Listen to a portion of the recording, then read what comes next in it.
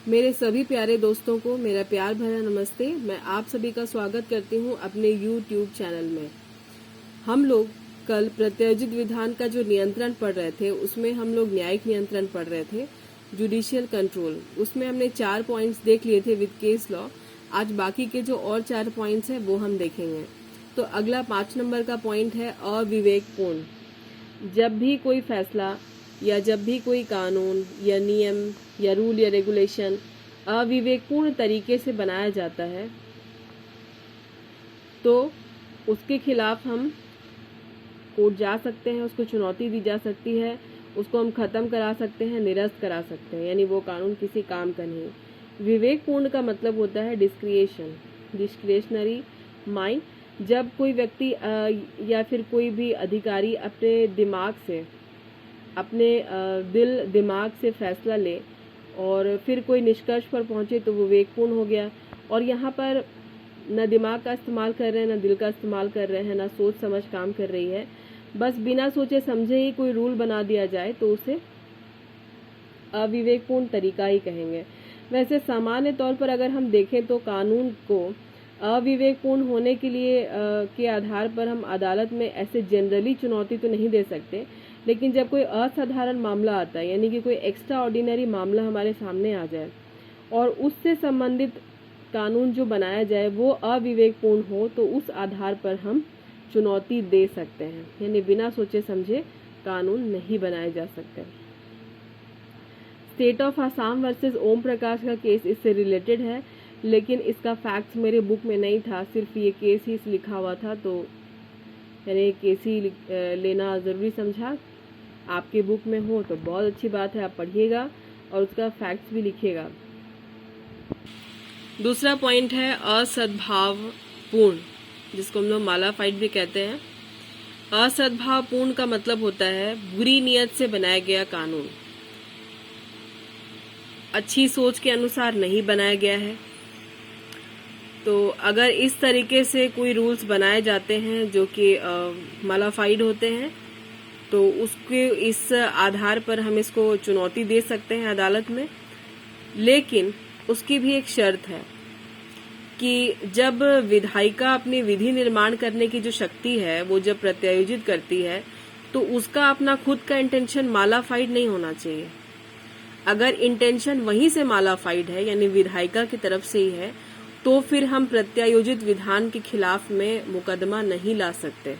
लेकिन अगर सिर्फ विधायिका ने कानून को बनाने के बाद उसको लागू करने या उसमें बदलाव फेरबदल करने की परमिशन दे दी और अपने पावर सौंपे, लेकिन उनका गुड फेथ में ये सारा काम हो रहा था, उनकी ड्यूटी थी तो वो कर रहे थे, यहाँ पर उनका मालाफाइड इंटेंशन नहीं था विधायिका का, तो फिर यहाँ पर हम मालाफाइड इंटेंशन के ग्राउंड को लेकर के डेलीगेटेड लेजिस्लेशन पर मुकदमा ला सकते हैं और उनके द्वारा इस तरीके के बनाए गए कानून को जिन्होंने बुरी नीयत से बनाए हैं उसको हम अदालत में चुनौती देके निरस्त भी करवा सकते हैं।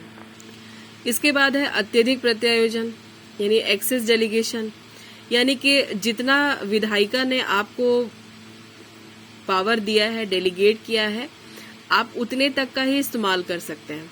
अगर आप एक्सेस करने लगते हैं तो ये गलत होता है। अगर एक्सेस हो जाता है तो इसको भी अदालतें रद्द कर देती है। जब किसी अधिकारी ने जो उसको पावर डेलीगेट करके मिले थे उस डेलीगेशन के इस्तेमाल के उसने गलत इस्तेमाल की, यानी उसको जितने के राइट्स और ड्यूटीज थी उसको उससे ज्यादा पे उसने काम कर लिया, तो ये एक्सेस हो गया। तो ये जो है अदालतों द्वारा रद्द किया जा सकता है। जब अदालत में ये बात पहुंचेगी तभी चुनौती दी जाएगी इस तरह के प्रत्यायोजन को, इस तरह के कानून को जो कि डेलीगेटेड लेजिस्लेशन ने बनाए हैं। लेकिन भारत में ऐसा बहुत कम ही मामलों में होता है कि जब एक्सेस डेलीगेशन यूज होने लगे और उसके आधार पर कानून कोर्ट में चुनौती दी जाने लगे। इंडिया में ऐसा बहुत ही कम होता है। अब आपके सामने आता है उप प्रत्यायोजन, सब डेलीगेशन। सब डेलीगेशन क्या होता है, इसके लिए मैंने एक अलग से वीडियो बनाया है। अगर आपने अभी तक सब डेलीगेशन नहीं देखा है या फिर आपने डेलीगेटेड लेजिस्लेशन के स्टार्टिंग के चैप्टर के कोई वीडियो नहीं देखे हैं तो आपने शायद ही बहुत गलत कर दिया है। आपको सारे वीडियो देखने चाहिए नोट्स बनाने चाहिए, क्योंकि एग्ज़ाम आने में भले ही देर है, लेकिन तैयारी करते करते कैसे वक्त निकल जाएगा आपको पता भी नहीं चलेगा। तो मेरी आपको ये एडवाइस भी रहेगी और आपसे रिक्वेस्ट भी रहेगी कि आप अभी से ही तैयारी कीजिए, क्योंकि जितनी जल्दी आप लोग देख रहे हैं कि बीपीएससी अपने सारे एग्जाम जो उसके रुके हुए हैं वो फटाफट लेने की कोशिश कर रही है। अभी उसने सिविल जज का निकाल दिया, फिर उसको एपीओ लेना है, फिर उसको 66 बीपीएससी 67 की वैकेंसी। तो इतने फटाफट एग्जाम लेने का मतलब है कि उसको ये सब चीज 2-3 महीने में खत्म कर देनी है। और मुझे तो ये भी सुनने में आया है कि जो 32nd बिहार जुडिशरी की वैकेंसी है वो शायद इसी साल यानी कि दिसंबर या फिर नवंबर में ही आ जाएगी। मुझे किसी व्यक्ति ने ही ये बात कही थी, हालांकि मुझे यकीन नहीं हुआ, क्योंकि इंटरव्यू लेते लेते काफी लंबा समय हो ही जाएगा। लेकिन फिर भी चूंकि ये वैकेंसी उन्होंने सितंबर अक्टूबर में कंप्लीट कर ही देनी है, तो उनके पास फिर बिल्कुल आराम से वैकेंसी निकालने के लिए आराम से पूरा वक्त होगा। तो आप लोग इसके लिए बिल्कुल रेडी रहिए। ये वैकेंसी अगर दिसंबर में आ गई तो फिर बाद में बहुत पछताना होगा। तो आते हम लोग अपने पॉइंट पे, उप प्रत्यायोजन, सब डेलीगेशन। तो सब डेलीगेशन मैंने पहले ही वीडियो में बताया है कि इंडिया में सब डेलीगेशन नहीं चलता है। डेलीगेशन तो चलता है लेकिन सब नहीं, क्योंकि जब आप किसी व्यक्ति को पावर सौंपे गए फिर वो अपने पावर को किसी और को दे दे, यानी वो अपनी जिम्मेदारियों से भागने लगे, ये भारत में मान्य नहीं है। और इस तरह के सिद्धांत की बहुत सारी आलोचना होती रही है, अभी भी होती है। इसे भारत में अभी तक स्वीकार नहीं किया गया। और सब डेलीगेशन को इंडिया में तब तक माना नहीं जाएगा जब तक कि इस संबंध में संसद खुद एक कानून बना के लागू ना कर दे और ये ना कहे कि सब डेलीगेशन का भी रूल जो है यहाँ पे चलेगा।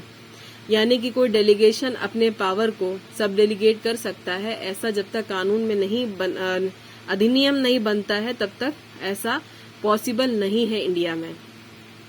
आप लोग बहुत मेहनत से तैयारी करना शुरू कर दीजिए, क्योंकि वैकेंसी कभी भी आपको मिल जाएगी। और 6 महीना भी मुझे लगता है कि बहुत कम है तैयारी के लिए, क्योंकि 19th पेपर लॉ के हैं, उसके बाद जीके जीएस करंट अफेयर पूरे आपको, मुझे तो लगता है कि 1 साल के नहीं, कम से कम आपको 1.5 साल के करंट अफेयर अब रेडी करने होंगे, जैसा कि बीपीएससी का पैटर्न देख रहे हैं आप लोग। बहुत ज्यादा पढ़ना है, टाइम मत गवाइए, मेहनत कीजिए। उम्मीद करती हूँ कि आपको आज के पॉइंट समझ में आ गए होंगे। मैंने बहुत इजी वे में समझाने की कोशिश की है। अगर समझ में आ गए होंगे और आपको मेरी पढ़ाई आज की अच्छी लगी है लेक्चर, तो आप नीचे कमेंट बॉक्स में लिख के जरूर बताइए। और इसके अलावा भी आपकी कोई और परेशानी है तो वो भी आप मुझसे शेयर कर सकते हैं। मैं एक फ्रेंड के नाते आपकी हेल्प जरूर करूंगी। और अगर आपको मेरी पढ़ाई अच्छी नहीं लगती है तो आप ये भी कमेंट बॉक्स में लिख के बता सकते हैं। आपको आज का लेक्चर अच्छा लगा तो लाइक कर दें, नहीं लगा तो अनलाइक कर दें। और अब अगर आप मेरे चैनल पे नए हैं और मेरी वीडियो को पहली बार देख रहे हैं तो यकीन मानिए आपको मेरी पढ़ाई सच में बहुत अच्छी लगेगी। आप मेरे चैनल को सब्सक्राइब कर लीजिए और बेल आइकन प्रेस कर दीजिए, क्योंकि मेरा एक डेली वीडियो आता है। आपकी तैयारी के लिए ही मैं मेहनत कर रही हूँ। और अगर आपको मेरा लेक्चर समझ में नहीं आया है, आप पहली बार सुन रहे हैं, तो आप मेरे चैनल को कभी सब्सक्राइब ना करें। और उन सारे फ्रेंड्स में जरूर शेयर करें जो कि टीचर्स की कमी की वजह से नहीं पढ़ पाते हैं और उनका बेसिक बहुत ही ज्यादा वीक रहता है, शायद उनके लिए भी फायदा हो। आज की बातें, आज का लेक्चर यही खत्म करते हैं। अभी आप लोग सोइएगा नहीं, अभी आप लोग पढ़िएगा काफी देर तक, जब तक पूरे थक ना जाएं, यानी बहुत आपको भयंकर ना नींद आने लगे, तब तक आप लोग पढ़िएगा। तो मैं आपको बोल देती हूँ गुड नाइट। आप सभी अपना ध्यान रखें, मन लगा के पढ़ाई करें, अच्छा नोट्स बनाएं और अपनी भाषा में नोट्स बनाएं, सिंपल भाषा में नोट्स बनाएं, किताबी भाषा में नहीं। और हाँ, इसको किताब से बहुत अच्छी तरीके से पढ़ें, आपके सारे पॉइंट्स ही किताब में मिल जाएंगे। आपसे मैं मिलूंगी कल अगले वीडियो में अगले लेक्चर के साथ, यानी नेक्स्ट जो हमारा कंट्रोल है वो लेजिस्लेटिव कंट्रोल है, वो हम लोग कल पढ़ेंगे। तब तक के लिए गुड बाय।